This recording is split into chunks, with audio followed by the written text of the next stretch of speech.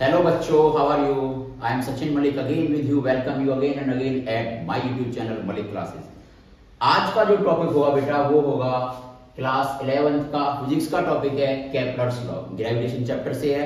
आज हम जानेंगे केपलर्स के लॉ, केपलर्स ने क्या लॉ दिए, अच्छे से समझेंगे, ध्यान से सुनेंगे। So let's start today's video Kepler's law. सबसे पहले बात करेंगे केपलर साहब ने 3 लॉ दिए।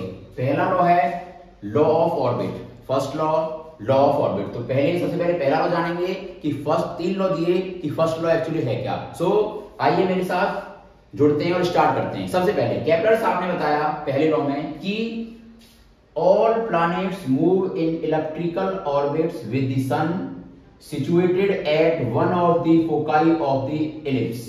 ये है फर्स्ट लॉ, ये है स्टेटमेंट पहले लॉ का, केपलर्स के पहले लॉ का। अब समझेंगे मतलब क्या है इसका। देखिए ये कहना चाह रहा है कि जितने भी प्लैनेट्स हैं वो सारे, मान लिया सन ये हो गया, सन के अराउंड इस तरीके से गोल ना घूम के इलिप्टिकल फॉर्म में घूमते हैं, इलिप्स की फॉर्म में घूमते हैं। अब आप बोलोगे सर इलिप्स क्या होता है, चलिए इलिप्स बताते हैं। इलिप्स विद ये बेटा गोल हो गया स्फीयर की फॉर्म में। इलिप्स इस तरीके से होता है, इस तरीके से। थोड़ा अगर ये गोला है इसे ऐसे झुका दो तो ये होता है इलिप्स। जैसे आपने शादियों में गुलाबी रसगुल्ला खाया है, गुलाबी रसगुल्ला, ये होता है गुलाबी रसगुल्ला, इस तरीके से होता नहीं होता, वही इलिप्स होता है। जब भी ध्यान में रखना, जब भी बात है व्हाट इज इलिप्स तो गुलाबी रसगुल्ला। क्लियर? चलो अब ये समझ आया इलिप्स होता है। अब बताऊंगा मैं आपको इलिप्स की सारी चीजें, इलिप्स की प्रॉपर्टी। ये है इलिप्स, ठीक है। अब ये इलिप्स का सेंटर हो गया। 2 इलिप्स में फोकस पॉइंट होते हैं, इसे मान लिया F1, इसे मान लिया F2। अब 2 होते हैं तो इसे बोलते हैं फोकाई। ये फोकाई, ये फोकाई। अब केपलर साहब ने क्या कहा, ये इलिप्स में मेजर एक्सिस होती है A, बड़ी एक्सिस 2A से डिनोट करते हैं, ये माइनर एक्सिस छोटी एक्सिस 2B से डिनोट करते हैं, ठीक है। यानी ये 2A, ये 2B, ये हो गया इलिप्स, ठीक है। ये इसका सेंटर, 2 फोकस पॉइंट होते हैं, ये F1, F2, इनको बोलते हैं फोकाई। तो अब आते हैं डेफिनेशन पे। केपलर साहब ने क्या कहा, उन्होंने कहा all the planets move in elliptical orbit, यानी सारे प्लैनेट्स ऐसे घूमते हैं इसके चारों तरफ, ऐसे ऐसे ऐसे। और सन सिचुएटेड एट वन फोकाई, सन यहां होता है, ये है हमारा सन, ये है हमारा सन। या तो यहां या यहां, कहीं भी रख दीजिए कोई फर्क नहीं पड़ेगा, या तो यहां या यहां, ठीक है। केपलर्स लॉ कह रहा है कि सन तो होता है फोकाई पे और सारे प्लैनेट इलेक्ट्रिकल ऑर्बिट में चक्कर लगाते हैं इस तरीके से, इस तरीके से। That was the first law of Kepler, also called law of orbit. इसे लॉ ऑफ ऑर्बिट भी बोलते हैं। तो कभी प्लैनेट सन के बहुत पास होता है, देखिए, और कभी प्लैनेट सन से बहुत दूर होता है। वो बहुत, जो भी प्लैनेट होता है, अब अपनी अर्थ की बात कर लेते हैं। अर्थ जब सन के बहुत पास है तो गर्मी हो जाती है, जब दूर चली जाती है तो सर्दी हो जाती है। ये है कंसेप्ट केपलर्स फर्स्ट लॉ। अगर ये मान लो इसमें ना घूमे, बिल्कुल राउंड शेप में घूमे तो सेम मौसम रहेगा, डिस्टेंस बराबर रहेगी सन से हमेशा। अगर ये स्फेरिकल शेप में घूमे, स्फेरिकल फॉर्म में घूमे, स्फीयर में घूमे तो सेम रहेगी। लेकिन ये घूमता है इलेक्ट्रिकल ऑर्बिट में लाइक दिस, कभी सन के पास, सन के पास आएगा गर्मी, सन से दूर जाएगा सर्दी। इस तरीके से सारे प्लैनेट्स घूमते हैं। सन होता है किसी एक फोकस पे, किसी एक फोकाई पे, ठीक है। यहां भी हो सकता है, यहां भी हो सकता है। अब थोड़ा और समझ लेते हैं। मान लिया ये हमारी कोई प्लैनेट यहां पे है, तो इस फोकाई से डिस्टेंस में मान रहा हूं R1, इस फोकाई से डिस्टेंस में मान रहा हूं R2।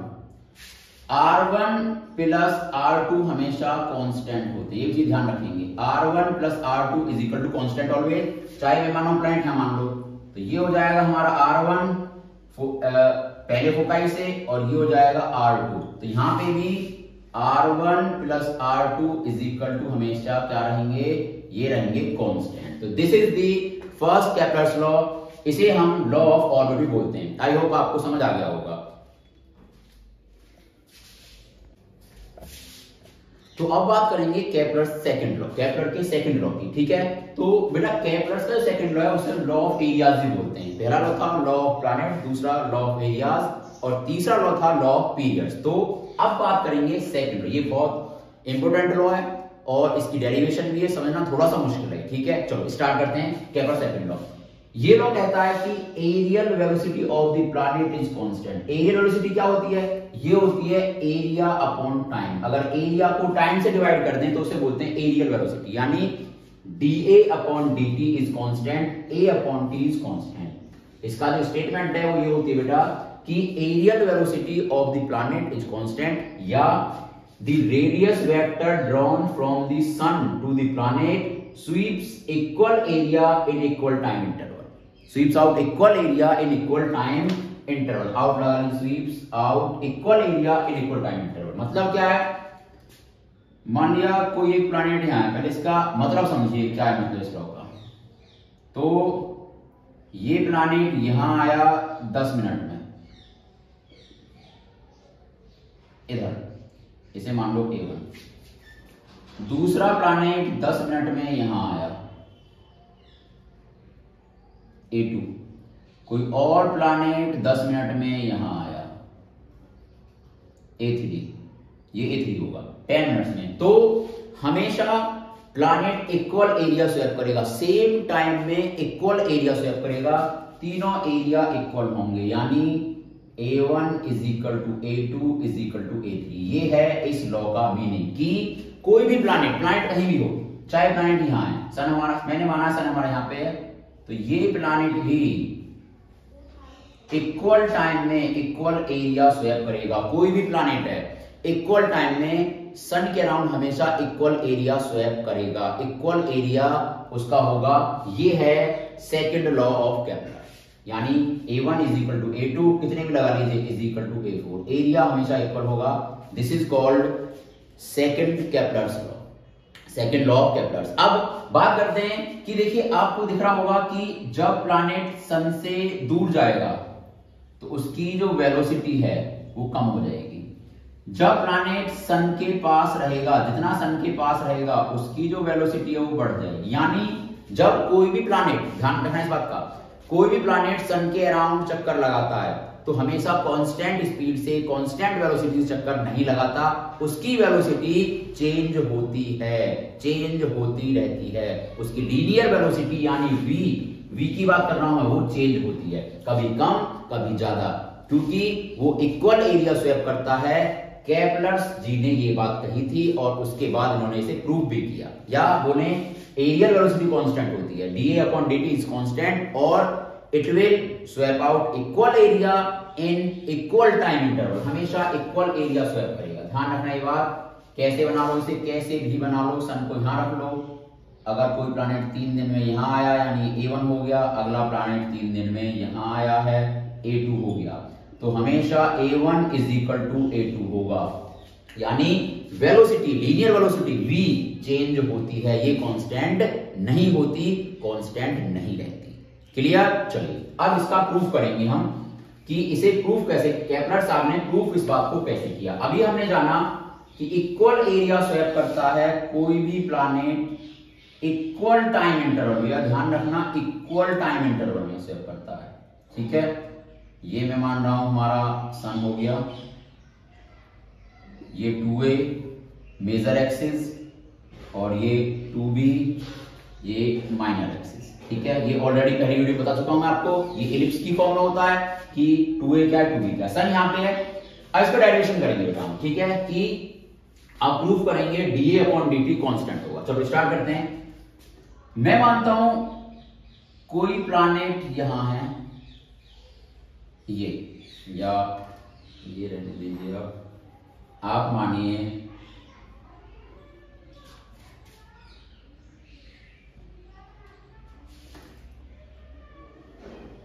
ये सन हमारे यहां हो गया, सन को मैंने यहां माना है, तो ये ले लेते हैं, ये r हो गई रेडियस, ठीक है। अब ये मैं मान रहा हूं dt टाइम में, बहुत छोटे टाइम के लिए, dt टाइम के लिए वेलोसिटी v है उसकी 4 dt टाइम। तो डिस्टेंस क्या होगी, डिस्टेंस हमारी होती है distance is equal to velocity into time. ठीक है, तो डिस्टेंस कितनी हो जाएगी v dt, यानी ये हो गई v dt यहां से यहां तक। मैं माना बहुत छोटे टाइम के लिए dt टाइम के लिए ये हो गई v dt। ठीक है, कई बुक्स में कई टीचर यही बताते हैं कि इसको आप ये डिस्टेंस बहुत छोटी डिस्टेंस है। देखो बेटा, जो एरिया होता है वो होता है हाफ बेस इनटू हाइट। तो कई बुक्स में और कई टीचर्स बताते हैं हमें 1/2 बेस r हो गया और h रख दो आप v dt, इसे h। लेकिन h कहां है, ये परपेंडिकुलर डिस्टेंस नहीं है भाई, ये होती है h। h क्या है, अगर मैं एरिया की बात करूं, ये एरिया होता है, ये है राइट एंगल ट्राइंगल का एरिया, ये बेस और ये हाइट। तो हाइट तो परपेंडिकुलर होती है ना, तो v dt को मैं हाइट कैसे कह सकता हूं। ठीक है, इसको हाइट नहीं कहेंगे, हाइट तो ये होती है हमारी। हाँ, ये मैं जरूर कह सकता हूं, क्योंकि देखो ये हमारा क्या है, इलिप्स है। अगर मैं सर्कल होता तो सर्कल में हम कह सकते थे कि ये जो ये है ये 90 डिग्री बनाती है, लेकिन यहाँ इलिप्स में ये ऐसा कुछ नहीं होता, इलिप्स में 90 डिग्री नहीं बनाएगी ये। ठीक है, तो मेरे कहने का सिंपल सा मतलब है कि जो v dt है, ये डिस्टेंस, ये हाइट नहीं है, ये बिल्कुल भी हाइट नहीं है। ठीक है, तो हाइट हमें इसकी निकालनी पड़ेगी। एक चीज कह सकते हैं हम कि ये बहुत बड़ी डिस्टेंस है, और यानी जो प्लैनेट है बहुत बड़ी ऑर्बिट में, बहुत बड़े इलेक्ट्रिकल ऑर्बिट में चक्कर लगाता है, तो हम ये कह सकते हैं कहीं ना कहीं ये लीनियर होती है, कहीं ना कहीं लीनियर होती है। जैसे कि मान लिया अर्थ मेरी गोल है, अर्थ गोल है चारों तरफ से, राउंड है अर्थ, लेकिन जैसे मैं यहां खड़ा हुआ हूं, तो अगर मैं कुछ दूरी तक देखूं, अगर 10 मीटर दूरी तक भी देखूं, तो मुझे बिल्कुल सीधी नजर आएगी, बिल्कुल स्ट्रेट, देखो स्ट्रेट नजर आएगी मुझे बिल्कुल। ठीक है, तो क्योंकि ये बहुत बड़ी डिस्टेंस है, और बड़ी डिस्टेंस के लिए अगर मैं छोटी डिस्टेंस लूं तो वो लीनियर लगती है मुझे, लीनियर। जैसे मान लिया ये अर्थ है हमारी, ये बहुत बड़ी अर्थ हो गई, और इससे बड़ी अर्थ कर दो, तो ये अगर मैं छोटी डिस्टेंस लूंगा, अगर मैं इसे कंसीडर करूं, सिर्फ इसे, तो ये हमेशा मुझे लीनियर ही लगेगी। ठीक है, तो मैं ये कह सकता हूं कि जो v dt है ये हमारी एक सिंपल सीधी लाइन है। तो इस शेप को मैं, ये सन हो गया, यहाँ पे ये सन हो गया, इस शेप को उठाकर मैंने यहां रख दिया। अब देखिए, ये पहले प्लैनेट यहां था, प्लैनेट यहां से यहां पहुंचा, मैंने कुछ नहीं किया, इस वाली शेप को उठाकर रख दिया आपको समझाने के लिए, बस इस वाली जो शेप थी इसको उठा के बच्चों यहां रख दिया। मुश्किल नहीं है, बहुत आसान है। देखिए, तो मैं मान रहा हूं कि थीटा एंगल है, मैंने मान लिया ये थीटा एंगल है, इसकी टेंजेंट से थीटा एंगल बना रही है। तो ये वाला एंगल क्या होगा भाई, पूरा 180 का होता है, ये होगा 180 माइनस थीटा, यानी ये थीटा है, तो ये वाला जो एंगल होगा ये होगा 180 माइनस थीटा। अब मैंने खींच दिया परपेंडिकुलर, क्यों खींचा, क्योंकि मुझे इसका एरिया चाहिए। देखो, मुझे चाहिए इसका एरिया, वही तो प्रूफ करना है कि एरिया इक्वल टू स्टेप करती है, और एरिया क्या होता है 1/2 इंटू बेस इंटू हाइट। तो ये ट्राइंगल है, ये बेस हो गया, तो अगर हाइट मुझे मिल जाए तो बात बन जाएगी। चलिए, इस वाले ट्राइंगल में इसे मान लीजिए ए बी, और इस पॉइंट को मान लीजिए सी मान लिया मैंने। तो ये जो v dt है ये बहुत छोटी डिस्टेंस है, और जो इलिप्स है बहुत बड़ा है, तो मैं इसे as a straight line consider कर सकता हूं।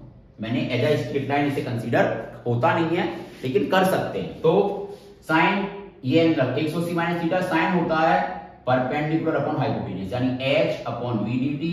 साइन 180 माइनस थीटा होता है साइन थीटा, तो h अपॉन v dt। तो यहां से h की वैल्यू निकल के आई v dt साइन थीटा। तो यहां पुट करेंगे 1/2 इंटू बेस क्या है, बेस है पूरा ही r, और h की वैल्यू निकल के आई v dt साइन थीटा। ये आया मेरा एरिया निकल के। इसे मैं dt टाइम के लिए लिया है, तो इसे मैं dA भी कह सकता हूं। तो मेरा dA निकल के आया ये dA is equal to 1/2 RV dt sine theta, ये निकल के आया मेरा। तो बच्चों हमारा जो dA निकल के आया वो निकल के आया half RV dt sine theta, ये R बेस और ये H की value V dt sine theta. अब हमें चाहिए dA अपॉन dt कांस्टेंट, तो हमने क्या किया dA upon dt is equal to dt को dA के नीचे ले आए 1 upon R V sine theta. ये अब एक कंसेप्ट आता है एंगुलर मोमेंटम का। एंगुलर मोमेंटम मेरा होता है n, n से डिनोट करते हैं r into p, r radius, p linear momentum. तो जब ये क्रॉस प्रोडक्ट है तो ये हो जाएगा आर पी साइन थीटा, और पी मोमेंटम को मैं लिख सकता हूं एम इंटू वी, तो r m v sine theta ये होता है एंगुलर मोमेंटम। मैंने क्या किया बेटा, इस इक्वेशन में m से मल्टीप्लाई कर दी और m का ही डिवाइड कर दिया।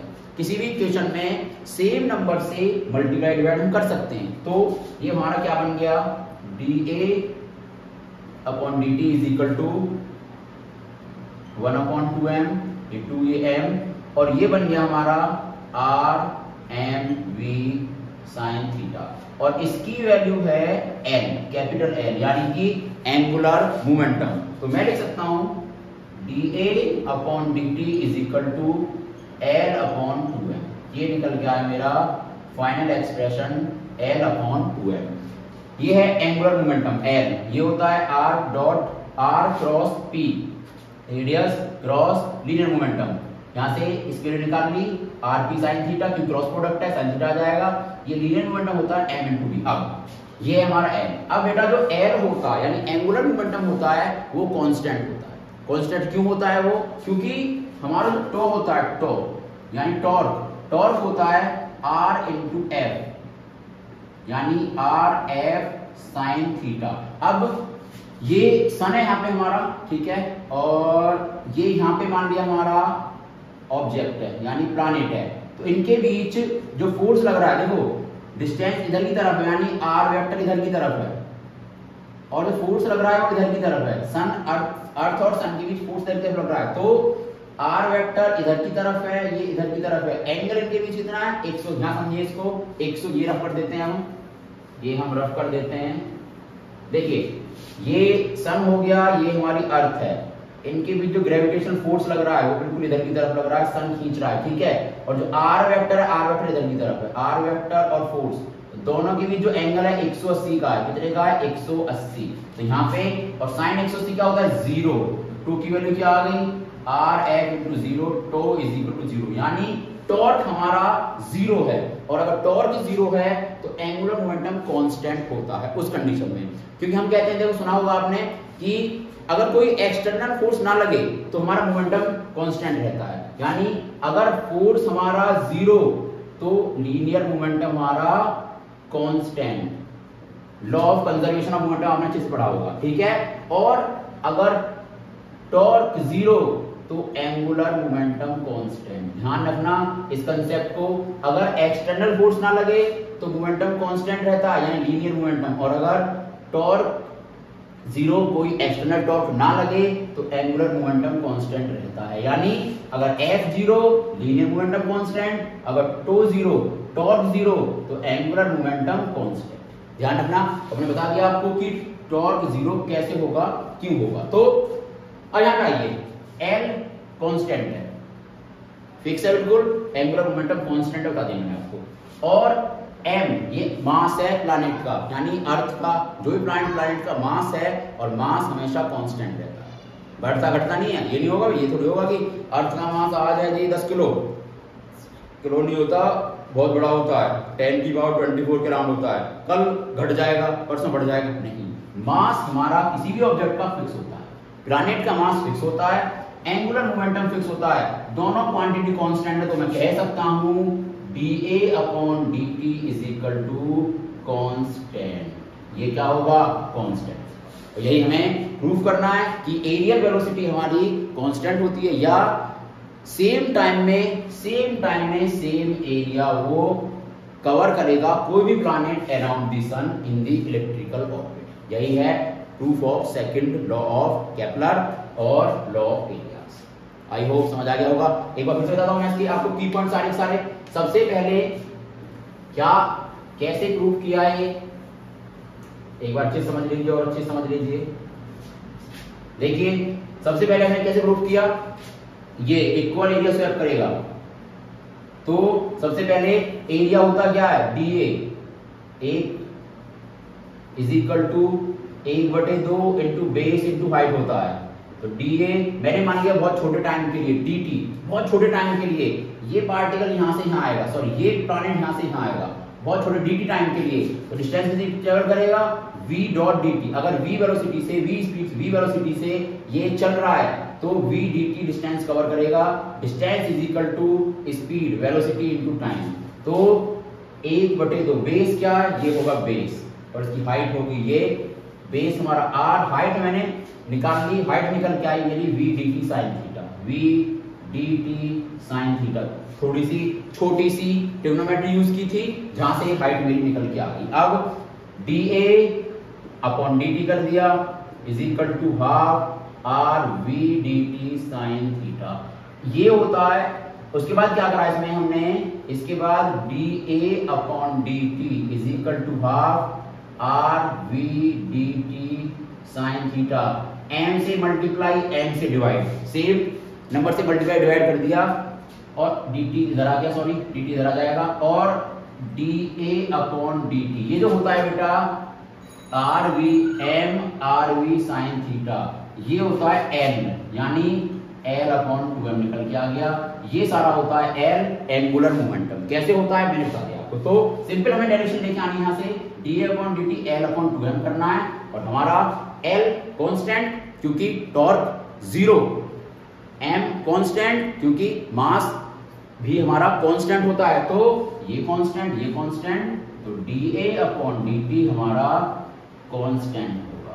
यही है केपलर सेकंड। आई होप बिल्कुल क्लियर आपको हो गया होगा। कुछ की पॉइंट्स है जो याद रखने वाले। पहला की पॉइंट्स क्या है कि जो L है एंगुलर मोमेंटम कांस्टेंट होता है, एंगुलर मोमेंटम होता है, लीनियर मोमेंटम कांस्टेंट नहीं होता, क्योंकि इसकी जो स्पीड है, इसकी जो वेलोसिटी है, लीनियर वेलोसिटी v, वो लगातार चेंज होती है। जैसे हम इसके पास जाएंगे तो बढ़ जाती है, दूर जाएंगे तो वो घट जाती है, ये कांस्टेंट नहीं होती, तो ये भी कांस्टेंट नहीं होता। This is the derivation of Kepler's second law. Equal area, बिल्कुल इक्वल एरिया सर्व करता है सेम टाइम में, चाहे ये ले लो, बिल्कुल ये एरिया इसके इक्वल होगा, चाहे ये ले लो, ये एरिया भी इसके इक्वल होगा।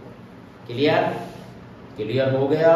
चलिए अब बात करते हैं केपलर साहब के थर्ड लॉ की। ये बहुत मुश्किल नहीं है, ये रियली बहुत आसान है। थर्ड लॉ क्या कहता है केपलर साहब का, थर्ड लॉ, इसे बोलते हैं लॉ ऑफ पीरियड्स ऑल्सो। देखिए बना लो भाई इलिप्स, बना लिया, यहाँ पे सन को रख दिया ऊंचाई पे, ये हो गई बेटा 2a और ये हो गई 2b। Second law of Kepler important है, डेरिवेशन इंपोर्टेंट है उसकी, कई सारे कंसेप्ट हैं उसमें, ठीक है। उसके बाद बुक्स में, बहुत सारी बुक्स में या टीचर्स ये नहीं बताते हैं जो मैंने बताया आपको कि ये जो L होगा कांस्टेंट होगा, और कांस्टेंट कैसे होगा, क्योंकि टॉर्क जीरो होगा, और टॉर्क जीरो कैसे होगा मैंने आपको बता दिया, ठीक है। क्योंकि एंगल होता है डिस्टेंस वेक्टर और फोर्स के बीच 180 का होता है, टॉर्क होता है r dot f, rf sine 180, और वो हो गया हमारा जीरो। टॉर्क जीरो होगा तो L कांस्टेंट होगा, ये इसका मेन कंसेप्ट है, ठीक है। चलिए अब ये लॉ क्या कहता है, थर्ड लॉ ऑफ पीरियड। ये कहता है बेटा कि t square directly proportional a की पावर 3। ये कहता है, क्या कहा इसने कि time period revolving around the sun, time period of a planet revolving around the sun, जो सन के अराउंड रिवॉल्व कर रहा है, रोटेशन कर रहा है, rotating around the sun, directly proportional to the cube of semi major axis. देखिए ये टाइम पीरियड का स्क्वायर, यानी ये कहता है square of the time period of any planet rotating around the sun is directly proportional to the cube of semi major axis। Time period का square semi major axis के cube के directly proportional होता है, equal नहीं proportional होता है। Semi major axis कौन सी हो गई, ये पूरी मेजर एक्सिस 2 है, इसकी आधी, ये होती है सेमी मेजर एक्सिस, इसकी आधी।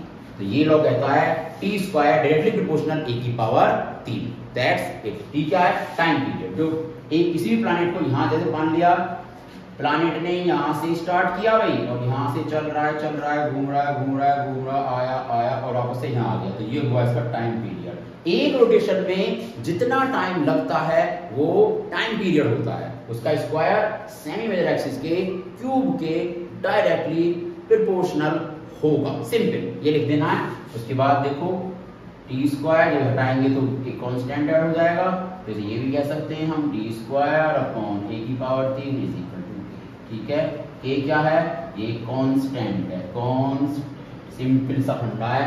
तो बेटा ये थे केपलर्स के 3 लॉ जो मैंने अच्छे से डीपली आपके लिए एक्सप्लेन कर दिए। आई होप आपको समझ आ गया होगा।